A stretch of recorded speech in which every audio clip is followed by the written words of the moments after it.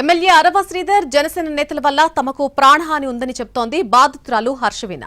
తనకు తన కుమారుడికి తన లాయర్కు ఏం జరిగినా వాళ్లే కారణమని చెప్తోంది. వాళ్లు తప్ప తమకు శత్రువులెవరూ లేదంటోంది హర్షవీణ. నిన్న ప్రజా దర్బార్కు వెళ్లినందుకే తమపై దాడి చేశారని తెలిపింది. మా ప్రాణాలకైతే హాని ఉంది.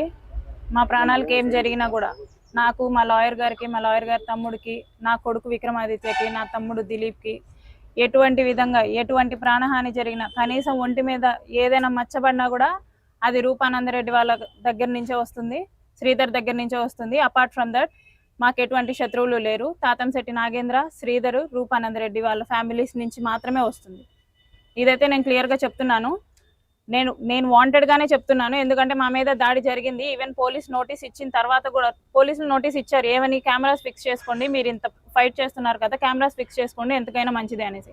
అది ఇంటి వరకు పరిమితమైంది. బయటకు వచ్చిన తర్వాత మాకు రక్షణ ఏది? బయటకు వచ్చిన తర్వాత బహిరంగంగా దాడి చేశారు, మాకు రక్షణ లేదు. కేవలం ఇది నిన్న నేను ప్రజా దర్బార్కి వెళ్ళినందుకు మాత్రమే అనేసి నాకు బాగా స్పష్టమవుతుంది. నాకు కానీ, నా కుటుంబానికి కానీ, మా లాయర్ వాళ్ళ కుటుంబానికి కానీ ఎటువంటి హాని జరిగినా సరే అది ముక్క రూపానందరెడ్డి ఫ్యామిలీ నుంచి, శ్రీధర్ వాళ్ళ ఫ్యామిలీ నుంచి, తాతంశెట్టి అండ్ జనసేన నుంచే అనేసి నేను స్పష్టం చేస్తున్నాను. ఇక్కడ మా ప్రాణాలకైతే హాని ఉంది.